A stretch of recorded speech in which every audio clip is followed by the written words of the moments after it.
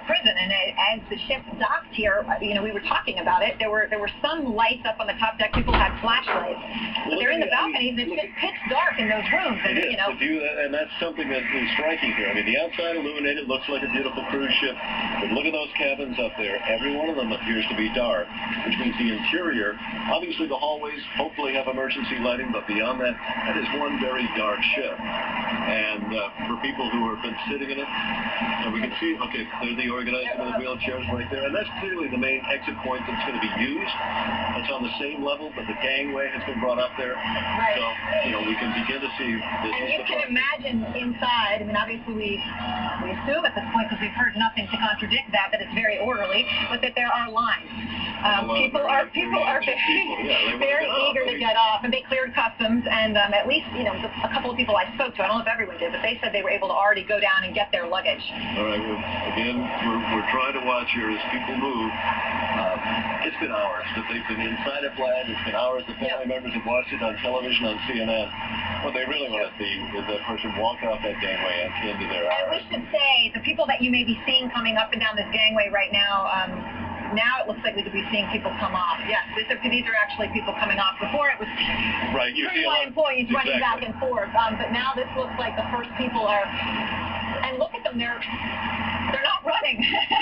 No, they're walking very orderly. But it's a pretty good clip. And they look almost like passengers getting off an airplane. Yes. They got the little roll-ons, and they're now making their way. And it's orderly, of course, and you can only guess what's going through their mind, but it's probably hot shower, and then something to eat. Yes, I mean, and that's something to emphasize. Is, we've been talking about not only were there no showers, which of course can be brushing your teeth, everything just becomes incredibly difficult, but the food was, other ships had dropped off food, but there were lines of 3.5 hours to get food, and if you were at the back of the line, you ended up with a bun.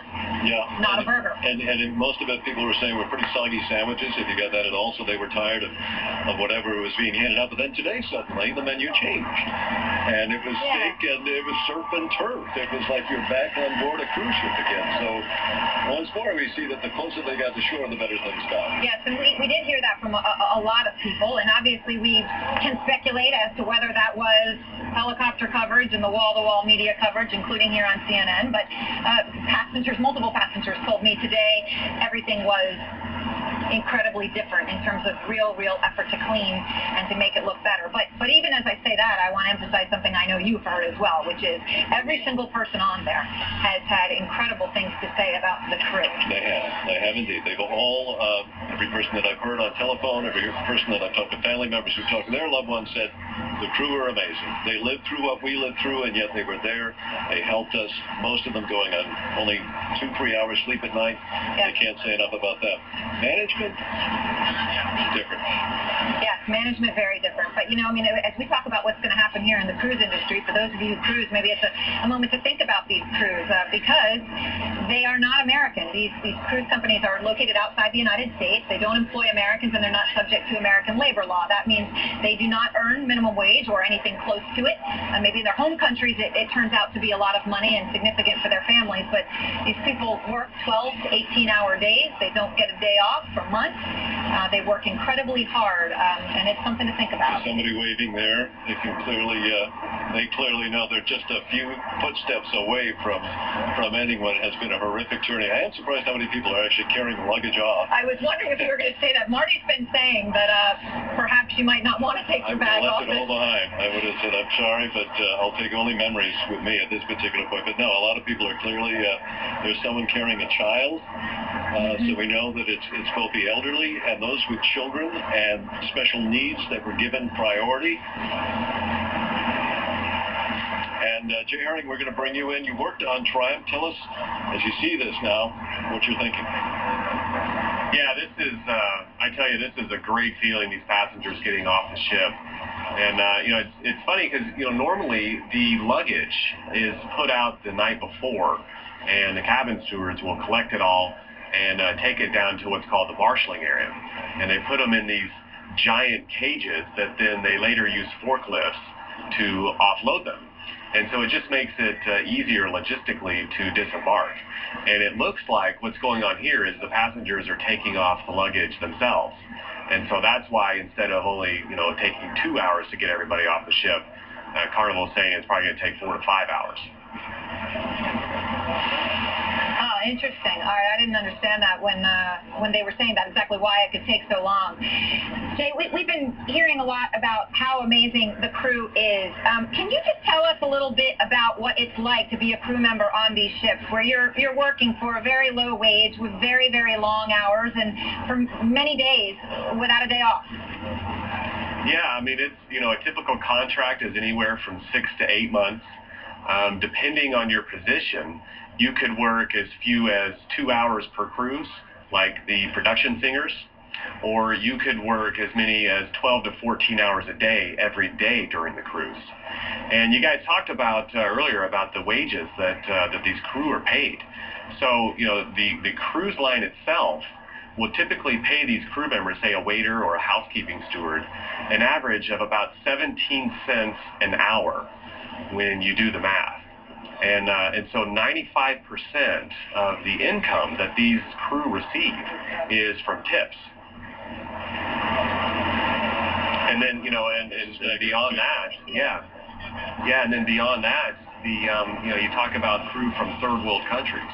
Well, if you take, let's say a cabin steward or a bartender or bar waitress, they might, on a Triumph, for example, I knew a girl that was bringing in $3,000 to $4,000 a month as a cocktail waitress. And, you take that back to a country like India or Indonesia, these third world countries, and that becomes worth a small fortune. I mean, you have crew members working on these vessels that are supporting entire extended families at home.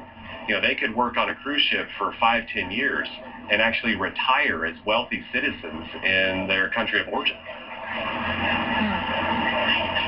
All right, well, Jay, don't go anywhere because we want to keep you with us. There's a lot more questions to ask you, but I want to bring in Dee Tucker. She's on the ship. I spoke to her earlier tonight. She's joining me on the phone. She's on the ship with her sister Audra and a group of friends and going home to her fiance to see him. So, Dee, where are you right now? People are coming off the ship. I can tell you if you can't see it, but where are you? I'm actually on the opposite side of the boat, but I'm still on the balcony of my suite. They're going to let us off by floors from the top down, and I'm on the 6th floor. So the people they called, they've been calling particular people for the last hour to head down there.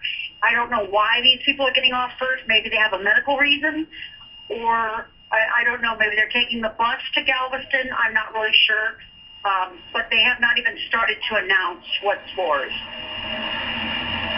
Well, Dee, we just wait. As you're talking, I would say an ambulance is going by here, and there is someone I can actually see in that ambulance, an elderly woman that I can see here that just went by. And I can tell you, yes, some of the people who came off look to have young children and people in wheelchairs. But there is an older woman who's on that ambulance that just went by right now where Martin Savage and I are. They had a medical call yesterday on one of the floors. Somebody with congestive heart failure was short of breath, so that might be her. She was now, do you have any idea how long it's going to take? Have they? Oh yes. Okay. I'm sorry. Have they told you how long it's going to take? And are you frustrated, or are you feeling at this point calm and zen about the whole situation? No, I'm definitely not calm and zen. I'm just agitated because we hear things after everybody else does. After I talked to you the last time, it was maybe 45 minutes later when they finally told us that we would be coming in at 10 p.m. At that point, I had already known from you and from Joe that we were going to be getting in at 10. And as I said, we kind of hear things afterwards, after everybody else has heard it. So we don't know. We don't know how long it's going to take. But I'm just very tired. Martin Savage here. I'm with Aaron. Yes. I didn't want to interrupt you, but I wanted to find out, the CEO of Carnival says he's come on board to apologize. Are you aware of that? Have you heard anything? Have they made any announcement? Or I was just curious, how is he going to do that? Greet everybody at the gangway there? Who is coming on to apologize? The CEO of Carnival Cruise Lines. Oh, no, we didn't hear that either. We got a letter. They sent us, a generic form letter. Oh, they said that he just apologized overhead. So that's the first I heard of it. Okay. If you had the chance, anything you would tell him? I would first commend the crew. I think that they have done an amazing job, and I would make sure that they were paid well for what they did. They did above and beyond, what a person would do on a normal job, and they smiled the whole way. I mean, they were very gracious to us. So I would let them know that, no matter what happened, they were always there and helping, and that's the first and foremost. And secondly, I would just let him know that I was frustrated when I heard that this boat has had repairs needed in the last 2 or 3 months, has broken down. And that's very disappointing to hear that this is the 3rd or 4th incident. So now it's going to be docked to be repaired, but this is way overdue. And I'm sure this cost them quite a bit. So an ounce of prevention, would have made a big difference. Right. It certainly did cost them. Well, Dee, thank you very much, and I hope that we'll see you sooner rather than later. I know you're on the backside and high up, so it could take a while, but we're rooting for you. All right. Our breaking.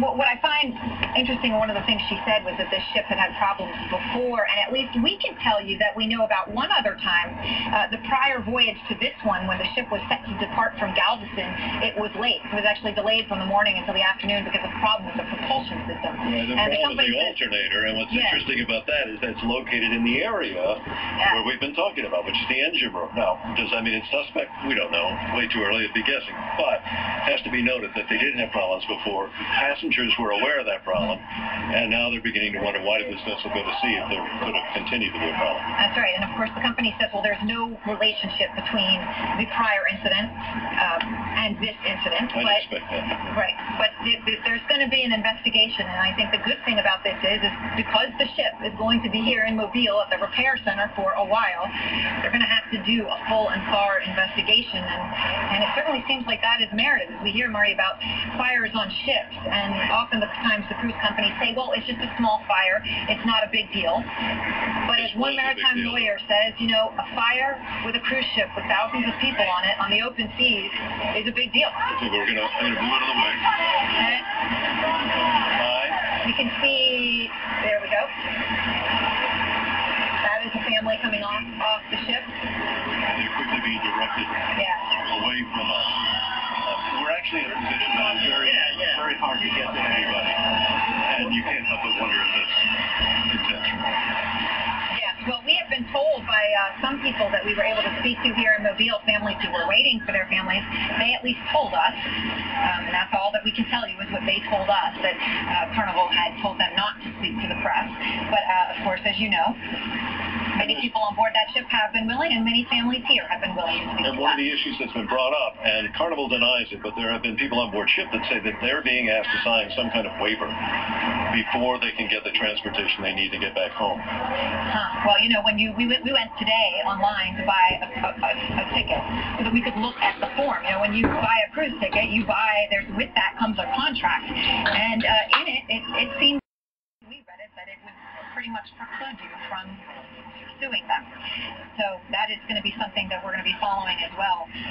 Well, Natalie DeMilla is on board with her 3-year-old son and is waiting to disembark, so she's right behind us. She joins me on the phone. Natalie, I understand you were not given a priority deboarding even though you have a young child. When did the crew tell you you're going to get off? Well, as far as I know, they're going to be starting with the lower decks and moving up to the higher decks. We're on deck 9, so we'll be one of the last ones to debark. And are you frustrated that you didn't get priority? I mean, you have a very young child. Well, after being on this ship for a week, there's not a whole lot that can frustrate me at this point. I mean, it's part of what it is. And how is your little boy doing? He's doing okay. I don't think he completely understands the entire situation, what's going on with it. He's had his periods of being frustrated. He's more upset about his iPod being dead than anything else, though. But it's been stressful having a 3-year-old just because he's actually freshly potty trained, and the whole situation with not having any sewage has been really stressful on him. I don't think he understands that you have to potty in the shower, and we can't use the toilets, and he doesn't understand. The toilet's right here. Yes. So how are you getting home? Are you getting on a bus? Are you staying here in Mobile? Do you know? Actually, my mom lives here in Mobile, and my friend who I came with, her parents came to pick us up, and we actually live in New Orleans. So I'll be spending the night in my bed tonight. They'll be picking us up and driving us back to New Orleans tonight. And I know that over the overhead, at least another passenger told us it happened over the overhead. The CEO, his name is Jerry Cahill, he came on board the ship here in Mobile, and he apologized on the overhead. Did you hear him, and do you feel that Carnival has handled this well or not? I actually do. I feel like the Carnival there's not a whole lot else that they could have done. They couldn't help the situation. I thought that Carnival handled it very well. I thought the crew was fantastic. They did a wonderful job with everything, always with smiling faces. Carnival's done everything they could to compensate us, to make our stay here as pleasant as possible. And it's a frustrating situation that we're in, but they've done everything they could to make it as good as it could be. Well, thank you, and bless you and your little boy. I hope that you get off soon. And I'm here now with Janie Esperanza and Norma Reyes. You just got off. Yes, we did. All right. How do you feel? You look great. Oh, I can't believe I'm saying that. I didn't think you would, and you do. You look great. Thank you. We are glad to be on dry land. It's just been a horrible experience for us. It was a great cruise to start off with, but it just, the morning of the fire, it was a fire alarm, and we've been kept in the dark a lot. We haven't been told everything that we probably should have known, and it was just, the things just kept getting worse and worse, and we could never, ever really get a straight answer. The bathroom facilities were horrible. We couldn't flush toilets. No electricity. Our rooms were in total darkness. We had no air. Horrible. And we had, it's just been a really, really taxing experience for us. There are a lot of stressed people on this ship right now. I'm sure. Things started to break down about 3 days ago, and people are just, everybody's on edge. Their nerves are on edge. And it's just a very, pretty difficult situation for us. Never expected anything. No, I'm sure. And I'm sure it was so hard. I mean, we've all heard some of these and seen some of the pictures of the buckets and the bags where you had to go to the bathroom. And you can imagine how hard it was, just from a dignity perspective for you. Yes. Well, we take a lot of things for granted, that's for sure, back home. And when we had to succumb to these situation the way and the conditions the way they were, it was really bad. And I'm sorry, I don't think this ship should have ever sailed out. I think there's, issues with it, and I think it should have probably stayed in dock. And it's an old ship. It's been around for a long time. 1999, I believe. Now, the CEO, Jerry Cahill, is here. I don't know if you know that. He came on and he apologized. Is that enough? Are you? Oh, no. There are a lot of unhappy people on this ship. A lot of unhappy people because of the conditions and the way things just went downhill from the first day. And then, we floated for over 100 miles, somewhere around 100 miles for a whole day. They were assessing the situation from Sunday morning at 5:30 to probably, I guess, midnight that night. They still did not know because they could not open the engine room where the fire took place. And so we were just floating, and they said we floated out to sea about 100 miles. We didn't get out. The first tugboat that came from Progresso didn't really reach us until a little over 24 hours later. and then they kept telling us we were going to Progresso, and then they changed it on us because I think the logistics was just not feasible for that ship to make it back there, and then I guess to transport 3,000 passengers. Did they get anything right? I'm noticing you both have these are the robes from the room. Right. So cold, Yes. it got Because it got so cold, you didn't have a coat. Well, no, we were in Right. it got Right. so cold, and then our rooms were so uncomfortable. As we kept getting closer and closer to Alabama, we just got colder. We couldn't leave our door open for fresh air.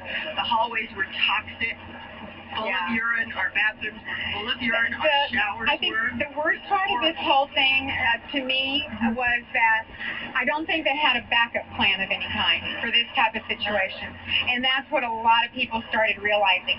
It looked like they were just trying to figure it out as they were going, and then they'd figure something out, and then they'd change their mind, and then they'd try to figure something else out, and it was a lot of mixed messages. Yeah, it was never like, this is the plan. I don't think there was a backup plan for this type of a fire or whatever. Are you ever going to go on a Carnival cruise again? No. And Even though they're giving you a discount on a future one, that doesn't mean anything Oh, to you. no. If that ship had caught on fire and they had not contained it, where would we all be? Either floating in the ocean or dead. And because of their lack of safety measures, I think that we're just very, very fortunate, and it wasn't our time to go. And where are you headed tonight? We're going to We want a warm shower. We want a bathroom with flushing toilet. We're going to rest and we're going to head back appreciate home all the small and simple things in life we take for granted. Yes, we do. You're Well, right. ladies, thank you very much, because I know to get to a shower and take a break to talk to us is Thank you very much. time you didn't have. Thank you all for being out here. We felt like we were being forgotten because You were not forgotten. Trust us. Nobody knew we were out there. It was really pretty scary. No, thank you very much.